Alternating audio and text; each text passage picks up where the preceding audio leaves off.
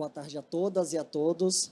Agradeço a presença de vocês aqui no nosso espaço, no nosso Summit de Saúde Financeira da Febraban, com apoio do Banco Central do Brasil. Também quero agradecer a presença de vocês que estão nos assistindo de formato virtual pela plataforma do febrabantech.com.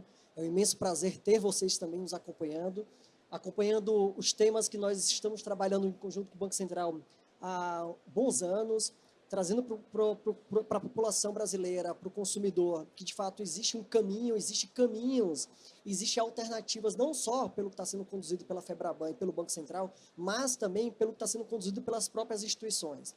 O que nós buscamos promover nesse período do Summit aqui foi trazer experiência para vocês, trazer cases e práticas, boas práticas do que está sendo realizado dentro das instituições, para que sirvam de benchmarks para vocês, para que vocês internalizem isso dentro das instituições de vocês. Bom, vamos lá. Para o nosso debate sobre a importância de construir a resiliência financeira e mensurar a saúde financeira do brasileiro e do consumidor, eu convido ao palco Luiz Pereira Oliveira, supervisora de cidadania financeira do Sicoob, Maurício de Castro,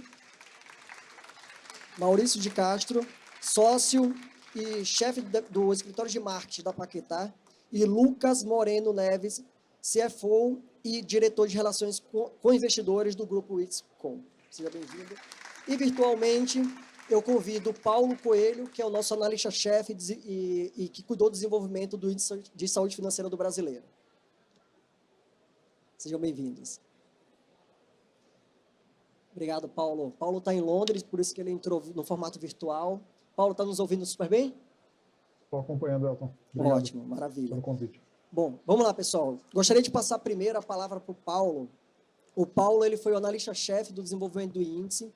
O índice é o Índice de Saúde Financeira do Brasileiro. É o primeiro indicador que mede a saúde financeira do brasileiro. Nós construímos com benchmarks internacionais, nós trouxemos e tropicalizamos para o país. E o Paulo nos ajudou desde o início, desde a idealização até a conclusão dos trabalhos. O Paulo ele vai apresentar para a gente um pouco do que é esse indicador e também as possibilidades de uso que vocês, responsáveis por cada instituição, possam utilizar, seja a instituição financeira ou também uma outra empresa que queira analisar o índice de saúde financeira dos seus colaboradores, bem como também planejadores e educadores financeiros que queiram levar isso para os seus mentorandos ou para os seus mentees. Tá? Então, Paulo, passo a palavra para você. Perfeito, Elton. Obrigado. Boa tarde a todos, a todas.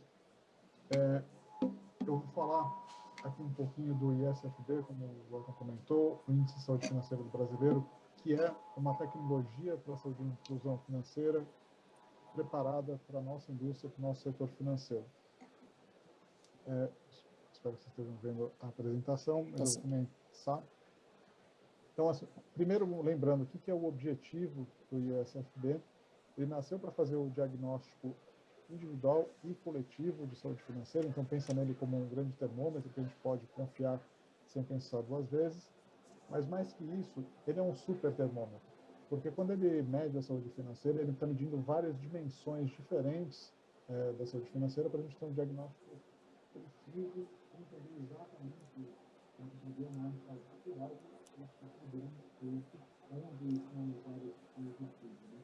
A gente está falando da segurança financeira, que está com as federações, da liberdade financeira, que nós estamos prevendo o futuro, que nós estamos com a nossa vida financeira, e também o saber e fazer.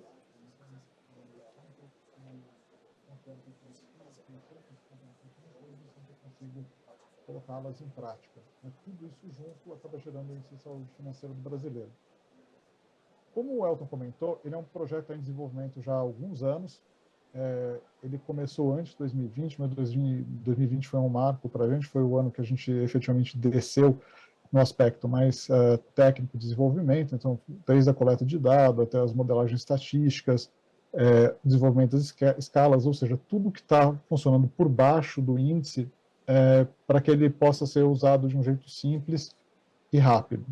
Em 2021 foi lançado o ISFB, lançado através do site índice.febraban.org.br, com uma ferramenta de diagnóstico gratuita, e também no site com o toolkit do índice. Então, esse kit de ferramentas tem todas as regras e pode ser baixado por todo mundo para aplicação. De 2022 em diante, a gente vem fazendo um trabalho de manutenção e acompanhamento, garantindo que está tudo correndo bem, que o índice cumpre a função para a qual ele foi desenvolvido, e também engajando com vocês, com a comunidade, cada vez mais vai abraçando o índice através de consultas, né? Então a gente recebe e-mail, a gente recebe consultas, e também através de notas técnicas, quando a gente sente que tem dúvidas suficientes, é bom a gente colocar algumas coisas no papel e circular. Tudo isso para quê? Para ter à disposição da indústria uma ferramenta que está pronta para ser integrada em diferentes tipos de projeto, e quando eu falo diferentes, são diferentes mesmo, a gente vai ver isso nos cases que a gente tem visto, e tanto em plataformas físicas ou digitais. Isso acontece e é possível graças a esse toolkit que está disponível. Esse toolkit é formado de 3 elementos também bastante simples. Dos guias que explicam os elementos do índice e como é que ele pode ser aplicado, então toda a metodologia e como a gente coloca isso em prática.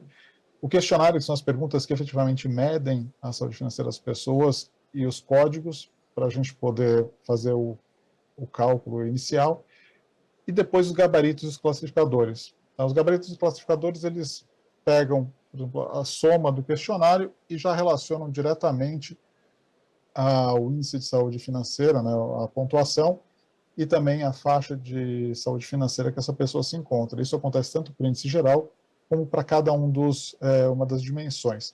Então, toda a complicação fica, como eu falei, debaixo do capô, e facilita muito a integração no fluxo de trabalho e diversos usos. E aí essa é a questão que a gente vai ver agora. Então, como é que o ISFB vem sendo usado para abrir novas possibilidades na inclusão e educação financeira?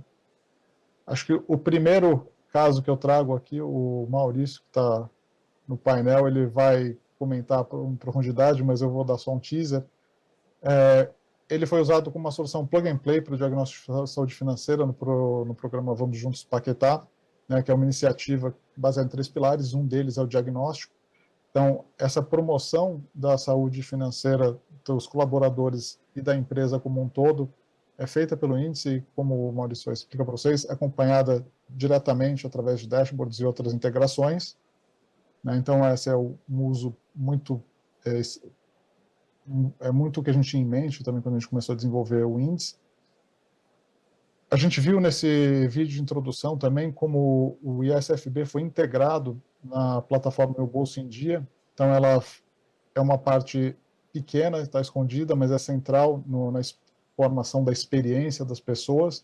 Então, você se inscreve, você faz o teste e, a partir daí, você é direcionado, dependendo do seu nível de saúde financeira, para uma trilha de educação particular, que é só sua. Então, parte do que permite que a plataforma se adapte a você é o ISFB. Um outro uso que também é estendido, a gente viu na campanha de lançamento da plataforma Meu Bolso em Dia, né? Isso por quê? Porque o ISFB ele consegue capturar bem a realidade das pessoas, e com isso ela forneceu uma orientação e uma inspiração para a equipe de desenvolvimento da campanha de marketing, tanto para entender onde alcançar essas pessoas, então como chegar até elas da melhor forma, mas também qual a mensagem que melhor ecoaria com elas naquele momento. A gente sabendo o momento de vida, fica mais fácil a gente falar diretamente do que é importante. Então aqui, por exemplo, recuperar o controle da vida financeira, o equilíbrio das finanças, a dificuldade às vezes de mudar uma modalidade de crédito, esse tipo de coisa. Então, aqui o uso foi muito interessante, ele trouxe muitos dos 170 mil inscritos, mas principalmente 96% deles dentro do perfil pretendido. Então, um uso diferente como fonte de informação para campanhas segmentadas.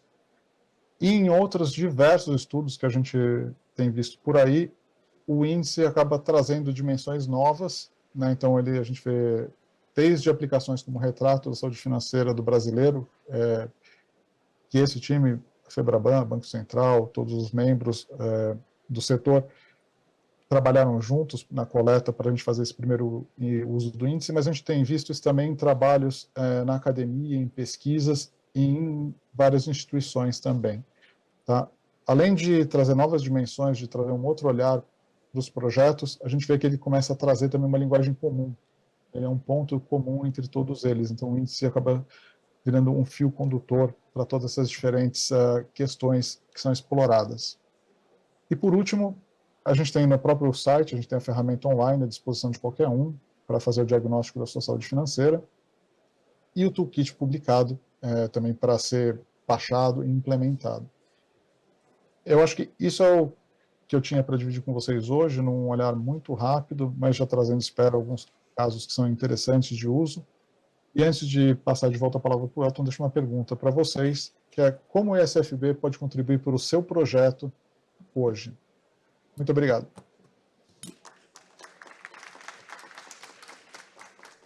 Paulo, ótima provocação. Eu acho que essa provocação aqui a gente, de fato, quer levar para as empresas.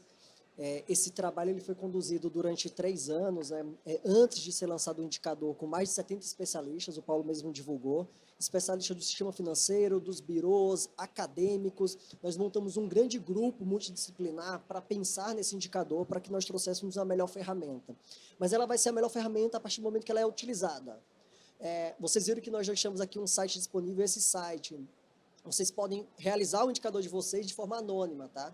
Nós temos 2 formas hoje para utilizar isso pela Febraban. Pela plataforma, que lá você precisa se cadastrar. Você, a partir do momento que você se cadastra, como o Paulo falou, você tem uma trilha personalizada de acordo com o teu perfil, que ela vai cruzar alguns algoritmos do índice, mais das suas recomendações, e a gente faz a inteligência artificial pensar por a gente. E tem esse site que ele é totalmente anonimizado, que é o consumidor que ele quer descobrir qual que é o seu indicador. A gente diz que muitas vezes é surpresa, tá, para a gente. Até mesmo para a gente que dialoga, que fala muito sobre saúde financeira e sobre educação financeira. É bacana você se enxergar sobre isso. E ele vai trazer um resultado para você. Esse dado não vai ser armazenado em nenhum momento. Então, você vai descobrir o teu índice, que é o teu score. Você vai conseguir se comparar com a média do Brasil. Você vai conseguir entender quais são os seus gaps em cada dimensão. Acho que é válido falar isso também, Paulo, que o indicador ele é feito em 4 dimensões. Conhecimento, comportamento, segurança e liberdade. E aí você vai perceber em qual desses comportamentos, em qual dessas dimensões, você está muito bem ou mal. Então, é bacana descobrir. É a partir do primeiro momento que você se enxerga com você mesmo e fala, caramba, eu que respondi esse questionário, eu que declarei as minhas respostas, então é essa visão que eu tenho de mim mesmo. Então, recomendo vocês acessarem o site do índice para quem não conhece. Eu acho que a primeira forma de deixar no descrédulo é falar assim, eu não concordo, eu não confio. Testa. Verifica se funciona. A partir daí você emite a opinião. O que a gente quer cada vez mais é evoluir com esse tema e não reinventar várias vezes a mesma roda. Então a gente quer que vocês testem e tragam para a gente sugestões do que melhorar, que aí sim a gente vai conseguir evoluir. Tá bom? Lembrando que esse trabalho aqui está presente em algumas pessoas do Banco Central, esse trabalho ele foi 100% validado pelo regulador, então traz uma isenção que não é o sistema bancário que está falando para o consumidor o que fazer, pelo contrário, tem um olhar do regulador que validou todo o instrumento e garante que cada vez mais essa ferramenta pode ser utilizada.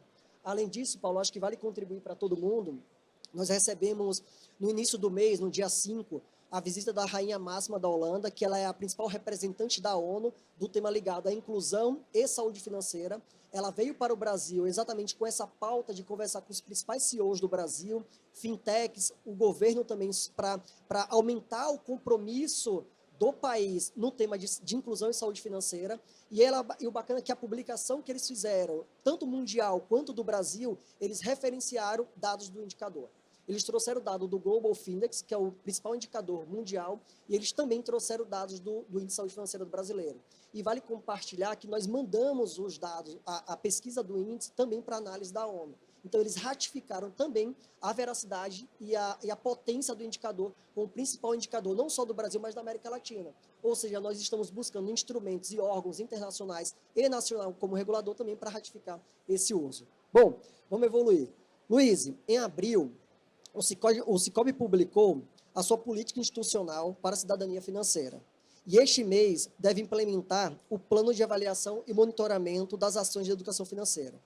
Com o objetivo de comparar indicadores de desempenho dos cooperados que consumiram soluções de educação financeira e aqueles que não consumiram, como vocês preveem o andamento do plano de avaliação e monitoramento das ações de educação financeira? Compartilhe um pouco com a gente esses dados. Perfeito. Vocês estão me ouvindo bem? Só para checar esses equipamentos novos aqui. Mas, primeiramente, Welton, quero agradecer o convite em nome do Cicobi de contribuir, né, a oportunidade de compartilhar um pouco do nosso processo de desenvolvimento do plano de avaliação e monitoramento da agenda de cidadania financeira do Cicobi. Eu tenho uma apresentação, eu não sei se a gente já pode colocar ela no ar. Enquanto a apresentação chega, eu vou só trazer um contexto, né? O Cicobi, ele é uma instituição financeira que integra, né, o Sistema Financeiro Nacional e oferece, assim como tantas outras instituições financeiras, diversas soluções de educação financeira, né? Então, hoje nós falamos da importância de levar a educação financeira para as escolas. Nós temos o programa Financinhas nas Escolas, que atende escolas de diferentes regiões do país, capacitando professores para abordar o tema em sala de aula. Falamos hoje também, no painel mais cedo, sobre a importância do atendimento individualizado da pessoa, principalmente em situação de superendividamento. Nós temos a plataforma Clínicas Financeiras Virtuais, que oferece atendimento individualizado e gratuito para qualquer pessoa que queira acessar a plataforma e ter o seu atendimento ali. Então, nós temos, né, como tantos outros colegas de outras instituições, diversas soluções. E aí, a questão, né, o que falta, eu vou pedir licença para ficar em pé, que eu acho que eu fico mais à vontade para ir compartilhando. A questão aqui do portfólio de educação financeira, eu entendo que nós temos, assim como todas as outras instituições. A nossa contribuição aqui se dá em relação à Agenda Sistêmica de Cidadania Financeira do Cicobi. E por que é uma agenda? Né? Nós temos o portfólio com soluções de educação financeira, oferecemos isso para o consumidor, mas como que isso volta, né, à base de números, indicadores ou resultado para a instituição? E a agenda ela veio para estruturar isso. Desde dezembro de 2022, o Cicobi monitora e acompanha alguns indicadores de comportamento financeiro, como, por exemplo, o índice de fidelidade do nosso cooperado, né, ou do consumidor, cliente, como prefiram compreender, captação remunerada, operação de crédito, inadimplência, dentre outros indicadores, entre o grupo de consumidores, grupo de cooperados que consumiu um produto de educação financeira e aquele grupo que não consumiu. E com o semestre acompanhando esses indicadores, nós tivemos 2 aprendizados iniciais. O primeiro é que aqueles cooperados que tendem a consumir um conteúdo de educação financeira, eles apresentam maior fidelidade em relação à instituição financeira que eles optaram, né, por relacionar. Né? Então, eles têm um índice de fidelidade, alguns indicadores que medem fidelidade melhor em relação aos demais. E eles têm uma inadimplência inferior, um índice de inadimplência inferior em relação aos demais. Com base nesses aprendizados, nós iniciamos o desenvolvimento da Agenda Sistêmica de Cidadania Financeira, com o objetivo de monitorar as ações de educação e inclusão financeira. Acho que agora melhorou. Com o objetivo de monitorar as ações de educação e inclusão financeira realizadas pelo Cicobi em todo o país. O Cicobi tem mais de 4.000 postos de atendimento hoje espalhados pelo Brasil todo. Então, a gente entende que a gente tem uma chance de trazer impacto para a vida real, né, para a vida desse cooperado e da comunidade que a gente está inserido, tanto quanto trazer uma perenidade, uma performance em relação ao negócio. Essa Agenda Sistêmica de Cidadania Financeira, ela integra a nossa agenda de sustentabilidade também, e o desenvolvimento desse plano visa justamente monitorar essas ações. Para desenvolver o plano de avaliação e monitoramento, a gente passou por algumas etapas. Primeiro, entrevistas, né? Contamos com a participação da FEBRABAN, Banco Central, diversas lideranças do Cicobi que contribuíram para a gente entender qual o objetivo da instituição financeira na promoção de educação financeira. Obviamente, alinhado ao comunicado 34.201 do Banco Central. Analisamos o retorno e os dados obtidos em função dessas entrevistas. Escolhemos um método, né? Um método de desenvolvimento desse plano. Né? A gente inspirou bastante aqui no BSC para construir um plano que converse com a estratégia da organização e que seja de fácil entendimento também para os executivos que estão nas agências e na ponta, né? Atendendo o nosso cooperado e a comunidade. E aí sim surge o plano, que é a nossa principal contribuição aqui hoje, partindo da premissa que todos nós trabalhamos com um portfólio de educação financeira. Esse plano ele traz 4 perspectivas. A primeira perspectiva é a perspectiva de atuação sistêmica. E aqui, atuação sistêmica, eu quero dizer o seguinte: para começar a monitorar a efetividade dessas ações de educação financeira, eu preciso ter um ponto de partida comum. Eu preciso que a solução educacional ela seja padronizada, sistêmica, a ponto de conseguir mensurar essas transformações. Para isso, a gente bebeu muito da fonte do comunicado 34.201 do Banco Central para alinhar, né, essa expectativa do que oferecer numa solução de educação financeira, juntamente com expectativas relacionadas ao negócio. Aqui a gente entende que a gente está quase falando de compliance praticamente, né, porque existe forte incentivo do órgão regulador para que isso aconteça. Mas, para além da compliance, a gente consegue também atingir outros impactos, seja no negócio, seja na vida do próprio cooperado ou do cidadão. E aí a gente tem a perspectiva de educação financeira. Vejam que aqui nós temos 4 objetivos. Os 2 primeiros, eles dizem respeito ao público interno. Eu estou falando do funcionário, né? Eu quero, primeiro, promover um alto acesso dos funcionários do Sicob, sejam eles de cooperativas ou né, enfim, da confederação, às soluções de educação financeira. A gente entende que o letramento financeiro ele começa por dentro né, primeiro dentro de casa, para depois a gente expandir. E eu quero também possibilitar e preparar esses funcionários para que eles ofereçam um atendimento consultivo para o nosso associado, para o nosso cooperado. Esses são os 2 indicadores que a gente está olhando para público interno. Indicadores não, desculpa, objetivos.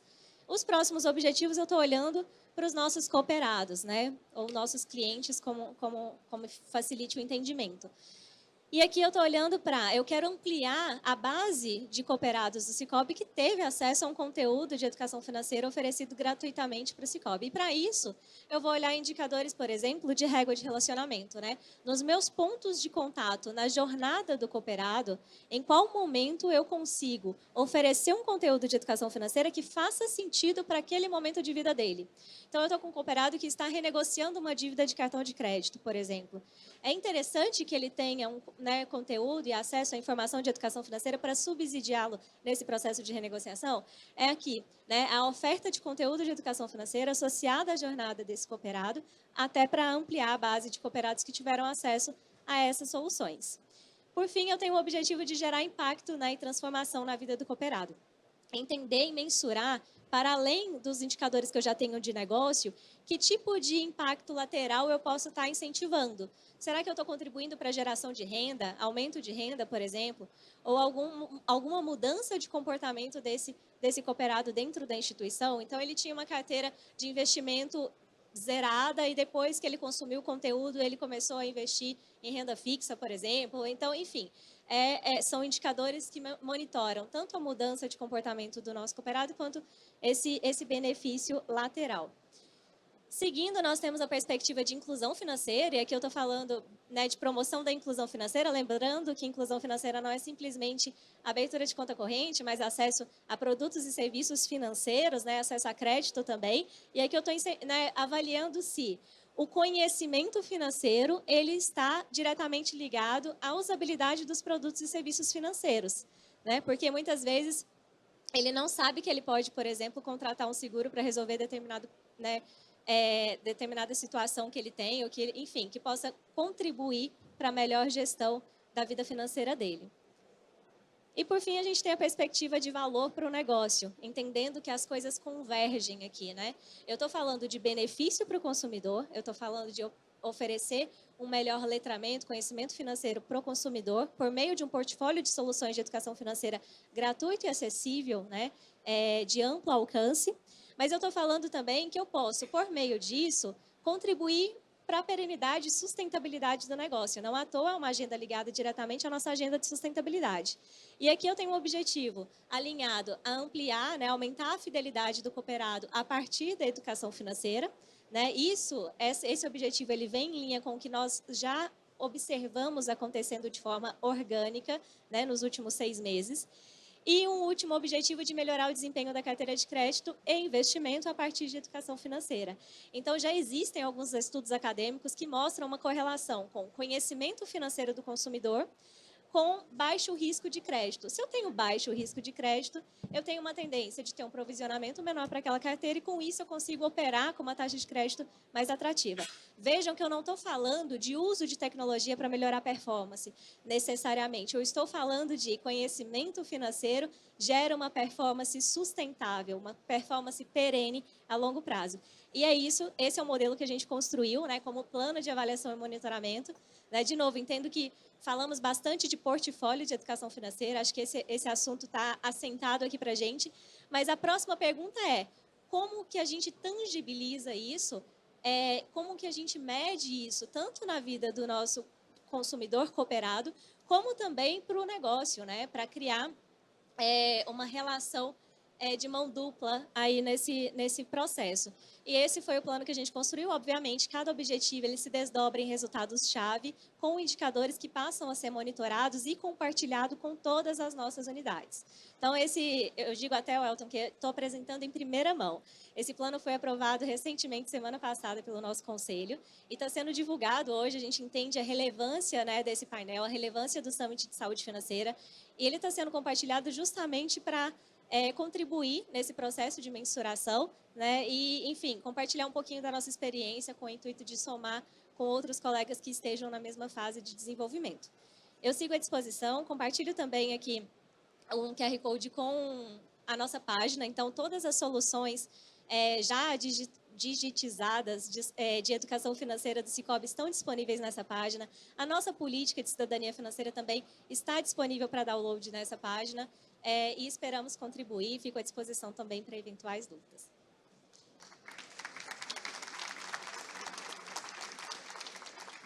Luiz, maravilha. Assim, acho que tem alguns bons ganchos desse. Primeiro, obrigado, tá, por apresentar em primeira mão, de fato, no Summit. Quando ela trouxe, a gente vai fazer a apresentação para o conselho. A gente falou, será que vai dar tempo de trazer? Deu tempo, então obrigado a você, ao Feltrin também, que vem conduzindo essa pauta, e toda a equipe de vocês lá dentro do Sicoob. A gente tem, de fato, que é necessário, existem muito boas ações, o Amaury até comenta com a gente, Elton, existem muitas boas ações, mas pouco resultado estatístico. A gente precisa apresentar resultado do que a gente faz, senão a gente não consegue ganhar força. Então, a gente precisa trazer exatamente isso que você fez, trazer resultados para mostrar para a operação e também mostrar para o regulador que, de fato, as iniciativas estão tendo a consequência e o impacto positivo que a gente deseja, enquanto técnicos que estão do lado de cá, né? Eu acho que um ponto positivo também do que você trouxe, e a gente vinha conversando no primeiro painel, que é a questão de olhar para os seus primeiros clientes, pessoal. Os primeiros clientes da empresa são os colaboradores das empresas. E a gente deixa de olhar para esses colaboradores pensando apenas nos colaboradores externos. Essas pessoas são as pessoas que atendem os clientes de vocês e são as pessoas que muitas vezes estão nas faixas do indicador de endividamento e endividamento de risco. Então, é importantíssimo também olhar para dentro de casa e ver se, de fato, vocês conseguem melhorar a saúde financeira desses colaboradores. Por isso que o nome do Summit não é Summit de Educação Financeira, é Summit de Saúde Financeira. Nós queremos evoluir ainda mais esse tema, justamente para contribuir com vocês. Então, tanto o indicador, o Índice de Saúde Financeira do Brasileiro, traz uma visão clara para as empresas, bem como também a plataforma que pode ser um primeiro remédio, que pode somar forças com o que vocês já fazem dentro da empresa. Bom, vamos conectar agora o Maurício. Maurício, eu quero introduzir você nesse tema. A Paquetá desenvolveu o programa Vamos Junto Paquetá, que o próprio Paulo já iniciou, trazendo o primeiro gosto, né, do que você vai trazer aqui para a gente, com o intuito de promover a saúde financeira para os colaboradores das empresas que contratam crédito de vocês, crédito consignado privado. Como a Paquetá usou o Índice de Saúde Financeira do Brasileiro, ou mais conhecido como ISFB, para gerar valor para os seus clientes e para os colaboradores dessas empresas. Por favor, apresenta para a gente. Olá, estão me ouvindo? Muito bem. Obrigado, Elton. Olá, pessoal. Boa tarde para todos e todas. Obrigado por estarem aqui junto com a gente no nosso painel e nessa oportunidade de apresentar o nosso case Vamos Junto Paquetá. Obrigado, Elton e o Amaury, pelo convite para a gente participar desse painel. E obrigado aos colegas painelistas aqui que estão comigo nessa jornada. Vou dividir com vocês uma apresentação. O pessoal vai colocar aqui.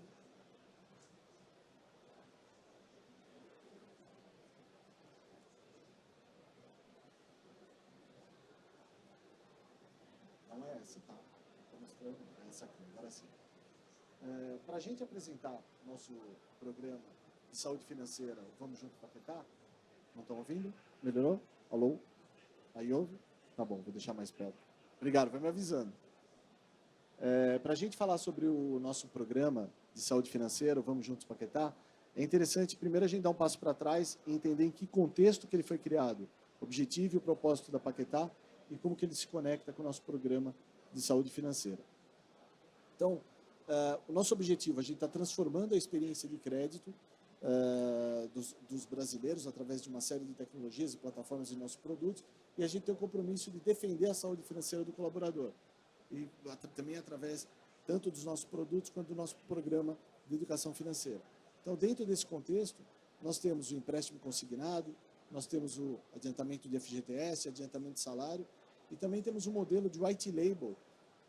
Outros bancos usam a nossa plataforma, a nossa tecnologia, os nossos serviços, para oferecer também tudo que a gente tem para oferecer de experiência de crédito para os seus clientes, usando a sua própria marca.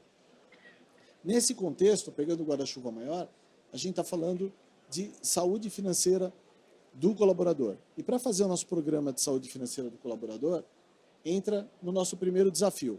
O desafio é como que a gente faz para tangibilizar, para concretizar o nosso propósito, que é a saúde financeira, tanto para as empresas, e a gente fala muito com o RH das empresas, quanto para as pessoas. Isso, quem é aqui da área de marketing e de outras áreas também, porque o propósito da empresa está em tudo, é perene para a empresa inteira, é um dos grandes desafios que a gente tem. A gente tem o propósito, mas a gente tem que tangibilizar, a gente tem que entregar isso para os públicos que a gente se relaciona. E aí isso me traz para uma frase que tem um coach, que foi coach meu no começo da minha carreira, e passou 2 telas, voltei uma aqui. Pronto. Foi coach no começo da minha carreira e ele falava isso muito. Ele era o senhor Vasconcelos, era o líder da Nestlé por muitos anos e deu muito coach para mim no início da minha carreira, e ele falava uma coisa que me marcou muito. Ele falava: o último lugar de um profissional de marketing é sentado na cadeira.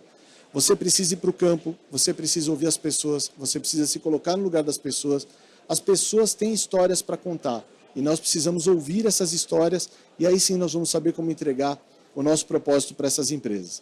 E nós fizemos a lição de casa. Vamos lá. Está com delay aqui de passar o slide.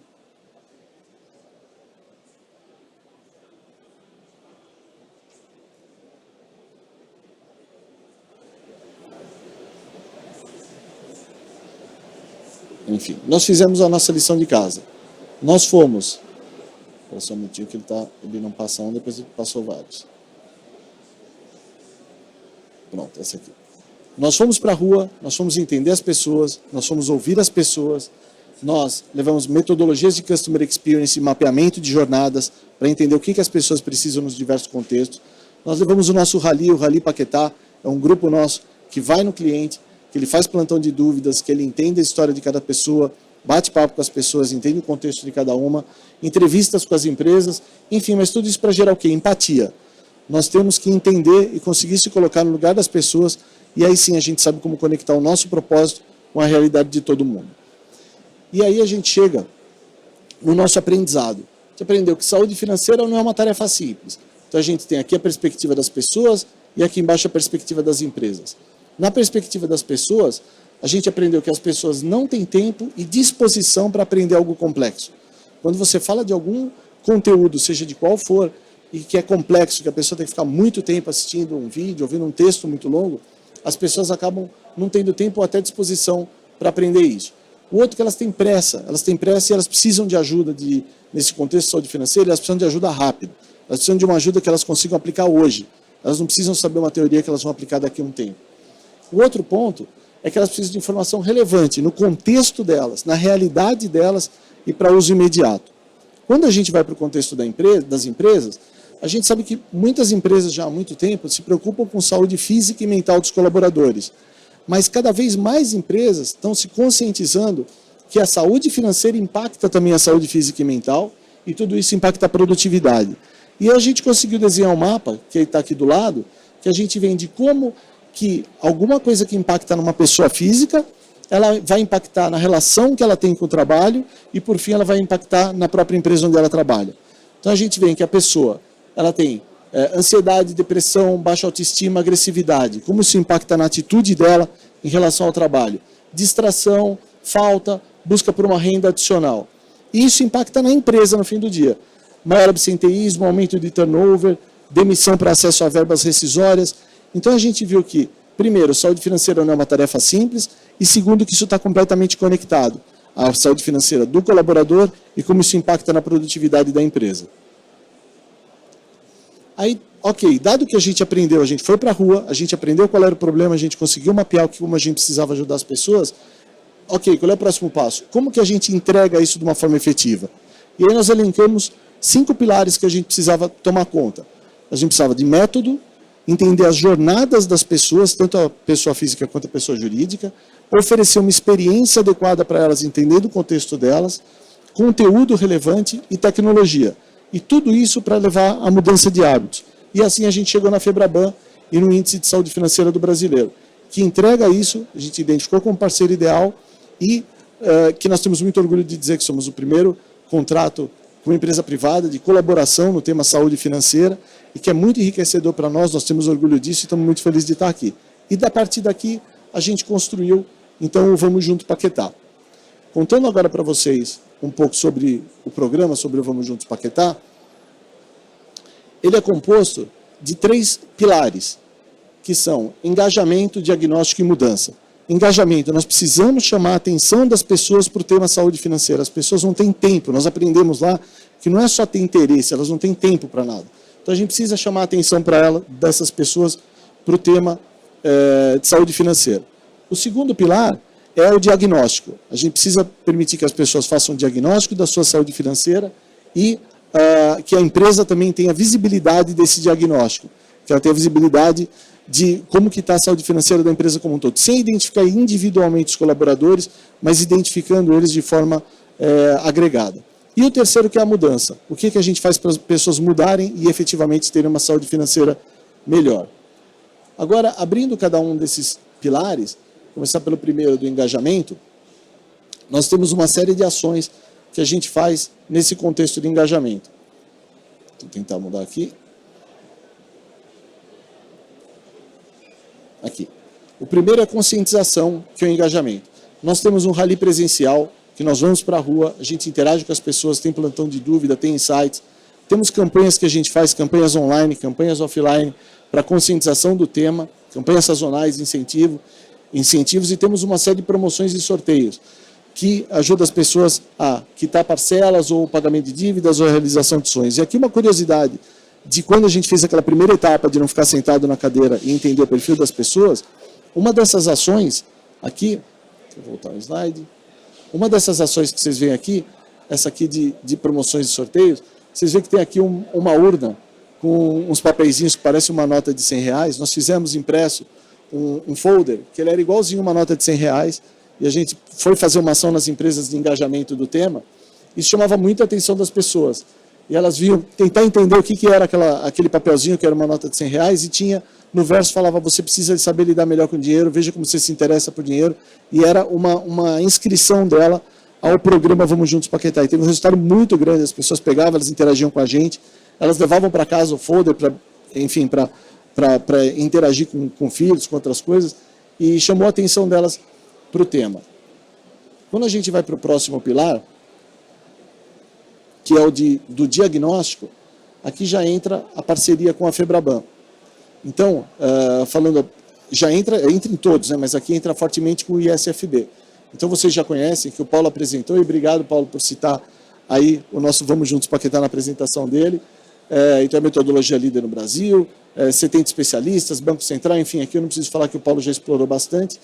E a gente fez uma interface que dentro do ambiente do Vamos Juntos Paquetá, as pessoas conseguiam rapidamente, em 2 minutos, responder ao questionário e fazer a sua avaliação, se ela estava ruim, baixa, muito baixa, enfim, e ela vê o seu resultado na hora, e esse resultado também vai em tempo real para um dashboard do RH. E aqui o RH consegue ver de forma somada, de forma sintética, ele não vê o de cada pessoa individualmente, até porque é o que preconiza a própria metodologia, o próprio índice, mas ele vê na somatória como que está a saúde financeira dos colaboradores dele, e ele também vê outras formas de corte, por exemplo, como formação acadêmica e faixa de renda familiar. E ele consegue clicar em qualquer um desses elementos e ele refaz o gráfico. Então, eu quero ver toda essa avaliação de qualidade de saúde financeira, mas para uma determinada faixa de renda, ou para uma determinada faixa de escolaridade. E o gráfico ele se recalcula e mostra o resultado como está para aquela faixa. E aqui é interessante, é que a gente fica muito feliz que por onde a gente passa, a gente vai engajando mais e mais pessoas. Todo mundo que conhece o programa engaja e contribui um pouco. E aqui nos clientes que a gente fez o piloto, eles falaram, eu achei maravilhoso, só que eu quero colocar outras variáveis que você não pergunta na avaliação do índice, mas que são importantes para mim. Por exemplo, eu quero saber se esse colaborador ele é chão de fábrica, ele é escritório, se ele trabalha numa determinada regional, trabalha na matriz. Eu quero saber esses cortes também. E aí, como nós não fornecemos o resultado para a empresa, nós fizemos o contrário. A gente dá a lista de CPFs das pessoas que responderam, eles enriquecem com os dados que eles também querem fazer cortes, e para essas empresas nós criamos um painel personalizado que tem... E foi um slide para frente sozinho. Vou voltar ele aqui. A gente criou um painel personalizado que tem essas dimensões que eles adicionaram para eles também poderem fazer cortes da saúde financeira a partir dessas dimensões. Aí a gente vai para o próximo pilar, que é o de mudança de hábitos. Então a gente tem um kick-off, onde a gente faz a apresentação do programa, engajamento do time, agenda de divulgação. A gente tem a palestra inicial de conscientização, que ela tem virtual e presencial, conteúdo temático.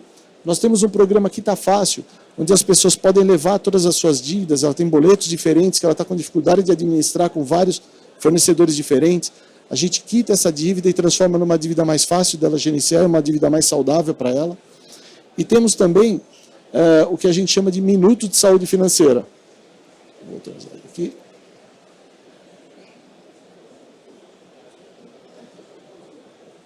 Minuto de saúde financeira, que são pílulas de conteúdo, onde a gente cria uma trilha de conteúdo de acordo com o que foi identificado no índice de saúde financeira, no painel que ele respondeu, se a saúde dele está boa, muito ruim, a gente dispara uma trilha de conteúdo diferente, personalizada para cada grupo. E nessa trilha de conteúdo, lembra que a gente falou lá atrás que as pessoas não têm tempo, que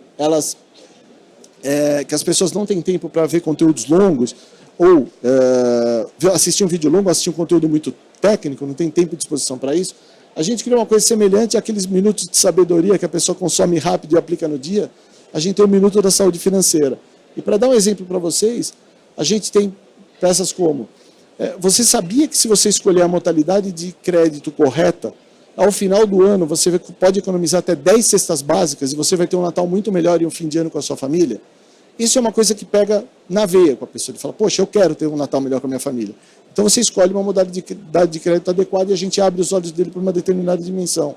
Ou você sabia que você, listando as suas dívidas num papel, ou você dividindo isso com a família, dividindo o assunto com a família e compartilhando numa dimensão única, isso ajuda muito a visualizar e a ter uma gestão melhor. E assim a gente vai com pequenas pílulas que a pessoa possa aplicar imediatamente no seu dia a dia, aplica hoje mesmo, e aí sim ela vai mudando a vida dela, levando a mudança de hábito aos poucos. Aqui eu costumo comparar, eu falo que é equivalente, pegando um caso pessoal, eu brigo com a balança desde os 12 anos de idade.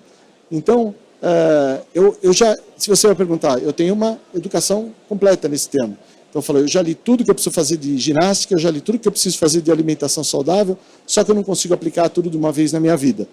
Só que com pequenas mudanças de hábito, por exemplo, eu vou a pé em vez de ir de carro num determinado local, ou eu subo pela escada em vez de subir pela escada rolante no shopping, isso me ajuda muito, eu vou mudando os hábitos e vou trazendo mais saúde para mim.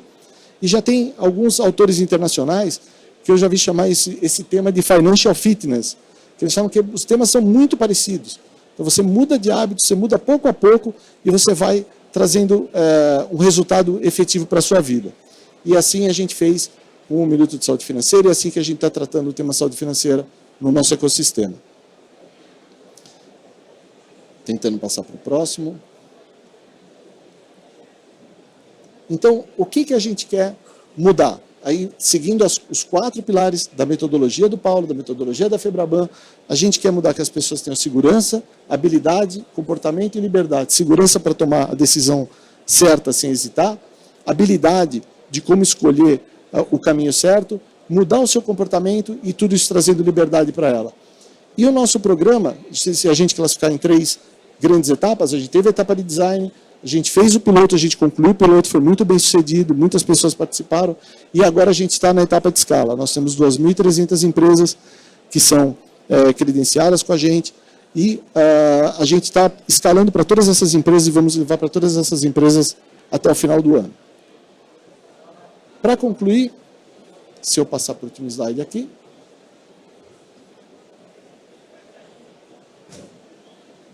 Tentar de novo.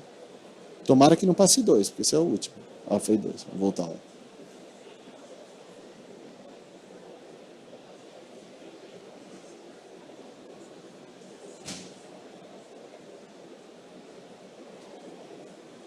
Bom, ele não carregou aqui, mas eu posso falar para vocês. Para concluir, o que a gente tem é o seguinte, saúde financeira para nós virou mais do que um propósito, cresceu, virou um movimento. E nós estamos cada vez com mais empresas, por onde a gente passa, seja em clientes, seja em parceiros, por onde a gente passa as pessoas gostam do tema, querem interagir com o tema e querem participar e contribuir. Então, o que era um propósito virou um movimento. E esse movimento cresce cada vez mais. E a gente está engajado para mudar a saúde financeira dos colaboradores da empresa que a gente atende e dos brasileiros. Então, o que era um movimento, o que era um propósito virou um movimento, cresce cada vez mais e a gente está muito feliz com isso. E esse é o Vamos Junto Paquetá. Obrigado.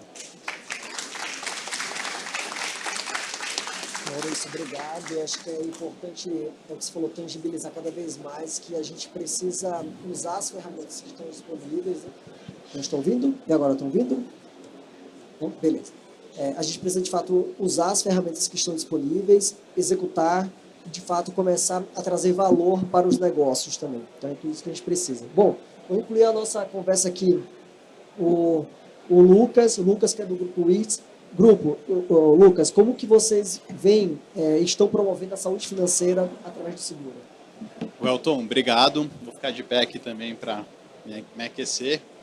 Queria agradecer a Febraban, queria agradecer os panelistas por participar desse bate-papo e queria agradecer o público. A WIS, acho que seguindo um pouco do que o Maurício falou, eu achei muito interessante sua palestra, Maurício. O desafio da WIS é um pouco parecido com o da Paquetá. A gente tem que tratar pessoas que não têm tempo nem disposição para aprender algo complexo, que é comprar seguro. Né? E o seguro está intimamente... Até pegar o primeiro slide aqui.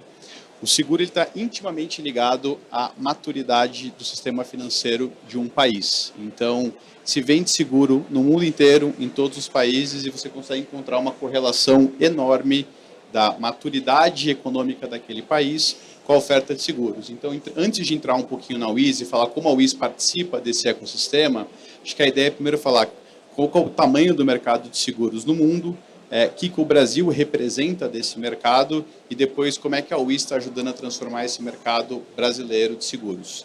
Então, para dar uma dimensão para vocês, de cada R$100 de riqueza que são construídas no Brasil todo ano, R$6 vem do mercado segurador. É um número super representativo, ele é mais ou menos similar ao tamanho da economia do segmento de construção civil, para vocês terem uma ideia.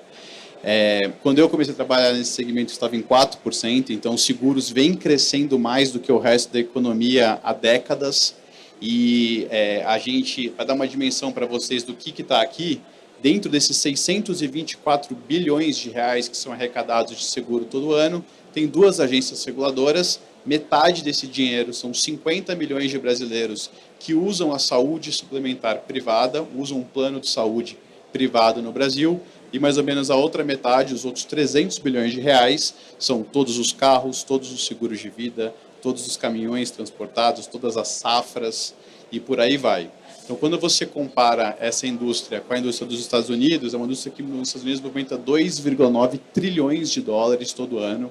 Ela é 12,5% da maior economia do mundo, que é a economia dos Estados Unidos, então vocês conseguem ter uma noção do quanto esse mercado vai crescer nos próximos anos e como ele é importante para construir resiliência financeira, para o final das contas, para o usuário do seguro. E quando a gente olha no mundo, já está em 9,4%. Então, acho que assim, é um orgulho ver o trabalho que o Brasil já fez de conseguir fechar. Alguém colocou errado. E eu acho que o grande número que a gente gosta de medir também, que eu acho que é o que importa para o consumidor final, não é ver quanto prêmio foi arrecadado, e sim quanto valor foi distribuído. Né? Qual que é a lógica do seguro? É o mutualismo. Todo mundo paga um pouquinho para segurar a sua casa, para que quem tem um incêndio não precise pagar essa conta. Então, quanto que foi pago em incêndios, roubos de carga, seguro de vida no Brasil no ano de 2022? São 280 bilhões de reais que foram pagos. Um papel importante que os bancos vêm fazendo na democratização dos seguros é justamente dar acesso. É caro vender seguro, é difícil vender seguro, separar alguém para falar sobre a proteção financeira que ele quer ter para a vida dele, e os bancos, por ter o meio de pagamento e ter um histórico da vida do cliente, eles são a melhor ferramenta para você distribuir seguros no Brasil. E eu acho que a digitalização dos bancos, ela vem ajudando a pegar essa base da pirâmide e desenhar o produto que ele precisa. No final das contas, você precisa encontrar o sapato que caiba no seu pé, né? Então, vou trazer um dado interessante, por exemplo, quando a gente fala de seguro de casa, para falar um pouco como tem vários Brasis dentro do próprio Brasil. Mais ou menos 20% das casas do Brasil hoje já são seguradas, são 12 milhões de residências seguradas no Brasil. Quando você olha na região sul do Brasil, 30% das casas já são seguradas. É um número super interessante. De cada 3 casas na região sul do Brasil, uma tem seguro. Isso vem muito de uma cultura, né? É um estado que tem mais sinistro, tem mais vendaval, tem mais inundação, então ele é um estado mais maduro para a compra desse produto. Quando você vai na região norte, essa mesma penetração é de 5%. Então, significa que as pessoas precisam, no processo de educação, de entender a importância do seguro residencial. Não é um seguro caro, né? É um seguro que você consegue desenhar algo que caiba no bolso do cliente. E, cara, se ele não perder, né, no final das contas, tem seguro para tudo no Brasil. Você tem seguro de casa, de carro, você consegue segurar uma vida.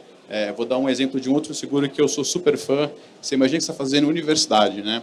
E você perde o seu emprego. Você não vai conseguir pagar a universidade. O seguro educacional, ele protege durante 3, 4 meses a perda de renda que você tem, de modo que você consiga continuar cursando a faculdade, não vai precisar bloquear ela, e você encontra um emprego novo e você consegue voltar a estudar. Olha o valor que isso tem quando a gente olha uma economia que nem o Brasil, como isso pode favorecer o desenvolvimento do país, né?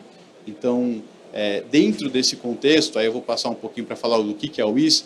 Como é que a WIS está inserida nesse mercado? A WIS é uma corretora de seguros, ela é a maior corretora de seguros independente do Brasil. Ela é uma corretora que está listada na Bolsa desde 2015 e ela é uma das maiores originadoras de crédito e consórcio. Então, passando na primeira parte, que é a parte do seguro, que acho que é um pouco do que eu vou focar minha apresentação hoje, desses 620 bilhões que as seguradoras, que é quem tomam o risco, eles arrecadam todo ano, os corretores, na média, eles ficam com 10% desse valor, que é a sua comissão. Então, são 60 bilhões de reais o mercado de corretagem de seguros. Mais ou menos, então, se você fizer os 10% do tamanho da indústria, corretagem de seguros representa quase 1% do PIB do Brasil. Então, é uma indústria super significativa. E a WIS está inserida dentro dessa indústria de diversas formas, onde eu vou falar mais um pouquinho aqui à frente. Então, vamos lá. A WIS está organizada em 3 grandes verticais. A WIS ela tem uma vertical de distribuição de crédito e consórcio, ela tem uma vertical de seguros e ela tem uma vertical de serviços. Dentro da nossa vertical de crédito e consórcios, a gente basicamente trabalha com 3 linhas de produto, que são os produtos mais baratos para uma pessoa física tomar de crédito, que é o crédito consignado público, o crédito consignado privado, e a gente também trabalha com um produto de acumulação, que é o consórcio. Acho que o Maurício falou bem do crédito consignado privado, acho que a gente tem uma visão que esse é uma indústria que vai continuar crescendo assim por muito tempo, né? Ele é o melhor produto para uma pessoa física comprar, porque ele é o produto que traz menos risco para o banco emprestar, né? O Brasil tem um problema crônico de conseguir recuperar o dinheiro da inadimplência. O Brasil, na média, até eu li esse dado outro dia, de cada R$100 que um banco perde por inadimplência, ele consegue recuperar 15. Quando você olha em outros países do mundo, esse indicador é muito superior. Isso faz com que o spread do banco seja caro. Então, quanto melhor a operação, melhor para o banco, melhor para o consumidor final. O crédito privado ele não é 5% do crédito pessoa física do Brasil. Então, a gente tem uma operação em sociedade com a LG, que é uma das maiores gestoras de folha do Brasil, onde a gente tem mais ou menos 100 mil brasileiros que podem contratar esse crédito consignado privado através da nossa plataforma. A gente tem uma operação que se chama Promotiva, onde a gente distribui crédito consignado para o Banco do Brasil. Para vocês terem uma dimensão, a WIS ela administra uma rede de mais ou menos 4 mil pontos de venda que distribuem consórcio, distribuem crédito consignado todos os dias. Isso dá mais ou menos 10% de todo o crédito pessoa física do Banco do Brasil. Então, a gente acha que o correspondente bancário ele é uma ferramenta eficiente para a gente chegar na população brasileira. Nem toda cidade consegue ter uma agência, é caro manter uma agência, então a gente entende que o correspondente bancário ele é uma ferramenta importante para a gente conseguir ter capilaridade, para a gente conseguir explicar para o cliente final o que ele está comprando, como ele vai pagar. Então, a gente, dentro da Promotiva, a gente faz um volume de distribuição de mais ou menos 8 bilhões de crédito consignado, a maior parte disso é público, então a gente pega um servidor público, explica para ele como ele vai tomar aquele crédito, ele é um crédito muito mais barato do que todas as opções que tem no mercado, então é uma operação que a gente tem bastante orgulho de trabalhar junto com o Banco do Brasil. A gente também trabalha dentro da nossa vertical de crédito consórcio, nessa primeira linha aqui, distribuindo consórcio. Né? A gente distribui mais ou menos 6 bilhões de reais de carta de consórcio todos os anos. A gente tem uma preocupação muito grande em construir produtos de acumulação financeira que façam sentido para o cliente. Então, o mercado de consórcio é um mercado que cresce todo ano e a gente é a maior plataforma independente fora dos grandes canais de distribuição bancários. Então, a gente tem 20 mil pontos de venda, onde a gente fomenta, educa e treina o vendedor para que ele possa vender um produto de consórcio para um cliente final.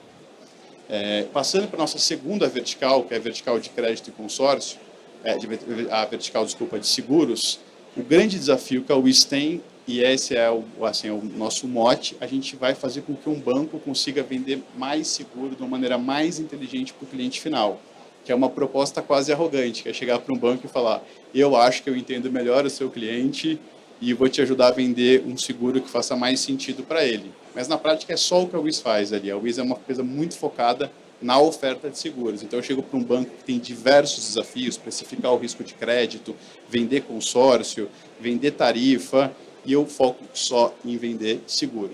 Então a gente tem vários cases que a gente tem muito orgulho. A gente é sócio, por exemplo, do Banco Inter, né? A gente tem 40% de participação na corretora do Banco Inter, a gente é sócio do Banco BRB, a gente é sócio do Banco BMG, a gente é sócio da Omni, a gente é sócio da Polishop na oferta de seguro de garantia estendida e de diversos outros canais de distribuição, Paranabanco e por aí vai. E acho que um case que a gente fala bastante e do qual a gente se orgulha muito, tinha uma estima antes de que o seguro é aquela coisa que o gerente te empurrava na agência, né? E só para você perceber que quando você oferta o produto correto, na hora certa, com o desenho correto, o cliente quer comprar. O Banco Inter é um banco digital, são 25 milhões de clientes, 15 milhões de usuários ativos. A gente tem 1,5 milhão de clientes que, na casa dele, sem ninguém encher o saco dele, entraram no aplicativo e falaram, olha, acho que faz sentido comprar isso aqui, vou comprar esse produto de seguro. Então, quase 10% de cada 10 clientes do Banco Inter, pelo menos um cliente tem um produto de seguro dentro do banco. Então, a gente tem um orgulho muito grande disso, de como é que a gente educou o mercado. Tem muito a ver com a jornada que você está construindo para o cliente. Vou dar um exemplo bacana que a gente está fazendo agora. Há 2 meses atrás, a gente passou a ofertar seguro pet. E, bom, seguro difícil. Quem tem cachorro? Quem não tem cachorro? Que horas que eu ofereço? Eu estou competindo com vários outros produtos dentro do app do Inter. E você começa a pensar nas jornadas. Então, você fala, pô, se o cara está entrando no app do Inter para comprar um saco de ração, esse cara tem um cachorro, vou fazer um push e falar, não quer comprar um seguro pet? E aí ele foi lá e entrou. E aí ele não comprou. Aí eu dou um outro push e falo, não quer ter um mês grátis para você ver como é que é? E depois você continua fazendo isso, que é o modelo de freemium. E aí o cara vai lá e compra. Então a gente trabalha de maneira incessante em construir jornadas que o cara perceba valor do que ele está comprando. E eu acho que é isso que fez a WIS crescer e se tornar a referência que ela é hoje nesse mercado de banca seguros, né? A oferta de seguros dentro de ambiente de banco e ter esses diversos parceiros. Então, é algo que a gente se orgulha bastante de acelerar o crescimento de seguros desses diversos canais que a gente tem como sócio. Passando para a nossa terceira linha, a gente tem uma operação de serviços que chama WIS Concept, que é onde a gente faz a regulação do sinistro. Aconteceu um sinistro, eu perdi o meu carro. Qual que é o processo que eu tenho que fazer para ter a reposição daquele bem? Então, a gente atende, aí, em vez de atender o cliente final, nosso cliente aqui é a seguradora. Então, a gente atende mais de 40 seguradoras no Brasil, em diversas linhas de regulação. A WIS faz vistoria de apartamento, de imóvel que teve uma trinca ou teve um dano estrutural. A UIS faz regulação de seguro de vida. A UIS oferece plataforma de oferta de seguro agro. Então, é uma ferramenta super importante para a gente também dar estrutura para o mercado financeiro. Então, quando a gente olha, no final das contas, aqui fazendo o link com a saúde financeira do cliente, um pouco do que a UIS faz, a gente entende que o nosso trabalho, no final das contas, é oferecer o produto certo para o cliente certo. Todo mundo quer comprar o seguro, todo mundo precisa entender, todo mundo precisa ter vontade de fazer isso, e a maneira de você fazer isso de maneira mais inteligente é você usar o uso massivo de dados, né? Então, a gente tem trabalhado muito dentro da UIS. Por exemplo, quem consegue imaginar que numa corretora de seguros você tem mais de 100 pessoas trabalhando em tecnologia, como é no caso da UIS, e a gente trabalha muito isso para olhar as jornadas, olhar o perfil de padrão de consumo, para que a gente consiga desenhar produtos e soluções que sejam exatas para o cliente. Vou dar um exemplo rápido só para explicar como isso faz a diferença. A gente, durante 45 anos, a gente fez isso na Caixa Econômica Federal, né? E toda vez que você entra na Caixa e você faz um crédito habitacional, tem um seguro obrigatório, não é uma opção contratar ou não, que é um seguro que, enquanto você tiver aquele financiamento, se você vier a falecer ou ficar inválido, aquele débito que você contratou com o banco, ele é quitado, ou se o teu prédio cair, o valor de avaliação que o banco fez, você ressarce o cliente. E aí todo mundo tem isso, então o seguro ele cobre a estrutura do prédio, ele não cobre o conteúdo da casa. E aí o gerente vai falar com o cara, é o pitch perfeito para você vender um seguro residencial. E aí na hora que você vai lá vender o seguro residencial, o cara já está comprando de novo o conteúdo. Você está comprando um negócio que o cliente não vai usar, que não tem percepção de valor, e pior, ele paga, e todo mundo acho que já passou por esse desafio, você compra o seguro, aí o boleto não chega na sua casa no ano seguinte, você não contrata mais aquele seguro, ou desiste de contratar. Então, assim, a gente acha que fazer o óbvio bem feito, você já larga na frente, assim, por milhas de distância, dá o meio de pagamento certo, na hora certa, com a conveniência certa, poder chegar para esse cliente e falar: quer que eu coloque aqui só o conteúdo na hora que você está comprando o imóvel e por mais R$9 por mês, você protege teu conteúdo para sempre aqui, pelos próximos 6, 7, 8 anos? O cara fala: puta, que bom. Eu tenho certeza que está tudo protegido junto com o financiamento que eu estou fazendo aqui, fica muito mais fácil.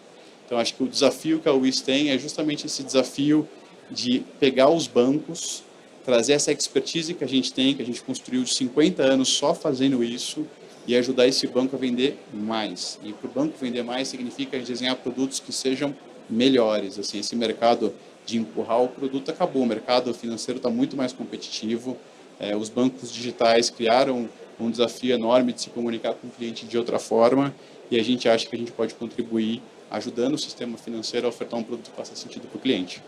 Maravilha, Lucas. Eu acho que é tudo uma construção, né? Bom, pessoal, vamos avançar. Eu queria que trouxesse o Paulo aqui para a tela também. Bom, vou passar para o Luiz. Luiz, como que você enxerga o papel da cooperativa nesse assunto? Da questão do uso da tecnologia, da participação e também da mensuração, a participação das iniciativas que é conduzida pelo Sicob, por exemplo, e também como que elas enxergam a avaliação e monitoramento que vocês estão realizando. Beleza, obrigada, Well. É o seguinte, primeiro é importante dizer, né, o modelo de sociedade cooperativa é uma sociedade de pessoas, né? Um dos princípios do cooperativismo é educação, formação e informação. E por que isso é tão importante e tão natural para a gente, né? Para a perenidade do negócio, né? Se eu sou uma sociedade de pessoas, né? Os cooperados, eles participam por meio de Assembleia Geral das decisões importantes do negócio. Para garantir a perenidade, a sustentabilidade desse negócio, esse grupo ele precisa ser muito bem educado, tanto de aspectos do negócio, quanto de aspectos relacionados à educação financeira. Então, para a gente, é até bom, eu vou pegar esse gancho para trazer uma fala também do plano que eu mostrei. Cada objetivo desse plano temático de educação financeira, cidadania financeira, ele está ligado diretamente a um objetivo estratégico da organização. Né? Então, está diretamente ligado ao planejamento estratégico da organização. Por quê? Se eu não tenho se eu não me preocupo em subir a régua desse grupo de consumidores, inevitavelmente eu comprometo a perenidade do meu negócio. Né? Como eu disse, a gente já tem estudos que mostram correlação direta entre a oferta de crédito, né, retorno da taxa de juros, risco de crédito e conhecimento financeiro do consumidor. Então, para a gente, isso é algo necessário, é quase uma premissa pensar sistemicamente em educação financeira alinhado a planejamento estratégico. E para o cooperativismo como um todo, né? Hoje, vou trazer alguns dados do Sicoob, que é o que eu tenho fresco em mente. Hoje, em março de 2000, na verdade hoje não, né? Em março desse ano, 391 municípios eram atendidos fisicamente unicamente por uma agência do Sicoob. Então imagina, né? Não há nenhuma outra instituição financeira, seja, né, com a agência ou unidade naquele lugar, senão uma cooperativa do Sicoob.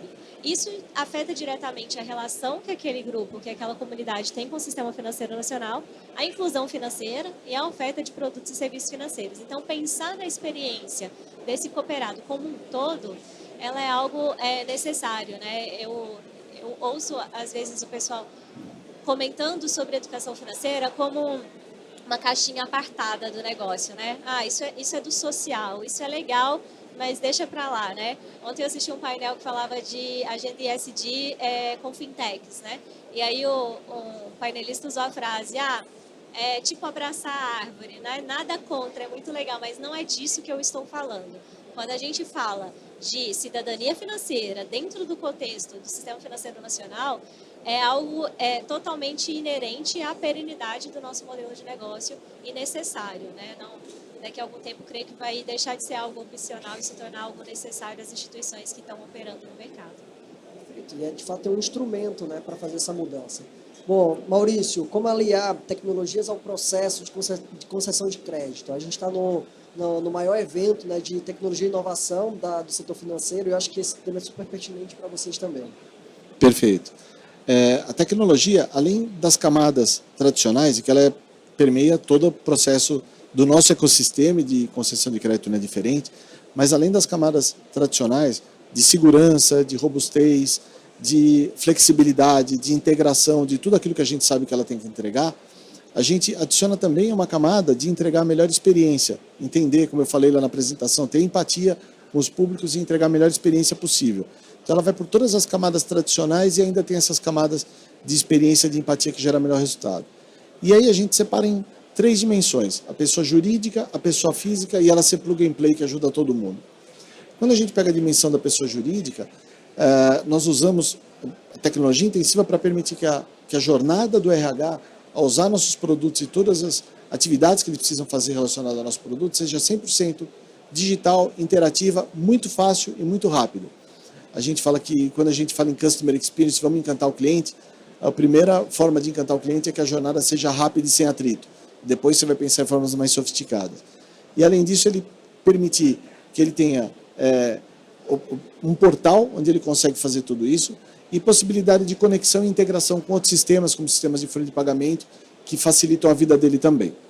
Quando a gente vai para a pessoa física, e voltando àquilo que a gente falou da empatia, de ir para o campo, de entender o dia a dia das pessoas, nós vimos que tem pessoas que são colaboradores de empresas que são nossos clientes, que eles interagem com a gente no momento, no refeitório, no momento do almoço, na portaria do prédio, no shopping center, no ambiente de bastidores de trabalho, no ônibus, quando ele está indo e voltando para casa. Isso é uma realidade de muitos brasileiros.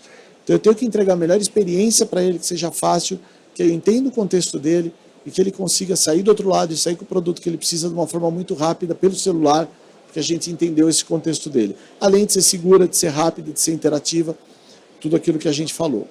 E que a gente podia ficar horas falando sobre todas as dimensões que existem, eu escolhi algumas para te exemplificar. E o terceiro que é de ser plug and play. Então a nossa plataforma permite que para os clientes, para as empresas que são credenciadas, a gente, near real time, consegue colocar isso para operar, consegue colocar no ar para que eles já saiam usando e oferecendo para os seus colaboradores.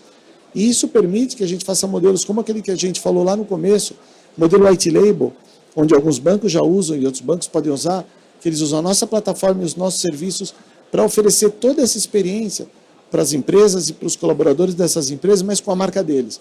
E é um modelo que já está sendo usado por alguns bancos e a gente está escalando também. Então a gente tem ela na pessoa física, pessoa jurídica, plug and play, e com bastante foco, além de todas as dimensões tradicionais da tecnologia, na experiência, em entender como é que é o consumidor. Perfeito. Bom, introduzir o Lucas aqui também na nossa discussão, depois o Paulo. Lucas, vamos a gente já está chegando no final do painel, como que a Wiz tem aliado a oferta de seguro por meio de uso de dados e inteligência artificial?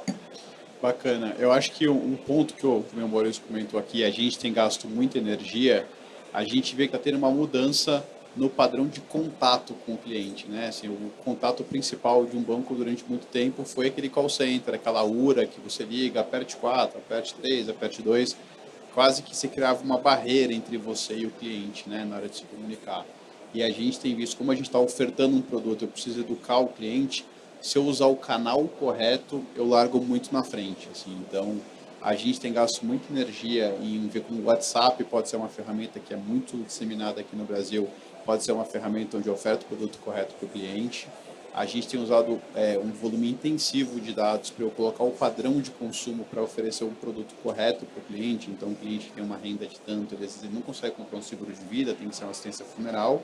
E um cliente que tem tanto, tem que ser um seguro de uma importância segurada muito maior, porque o patrimônio dele é muito maior. Então, a gente tem gasto de energia para segmentar o perfil do cliente e para depois, para a gente fazer a oferta no canal correto, né? Então, a gente tem trabalhado muito com isso.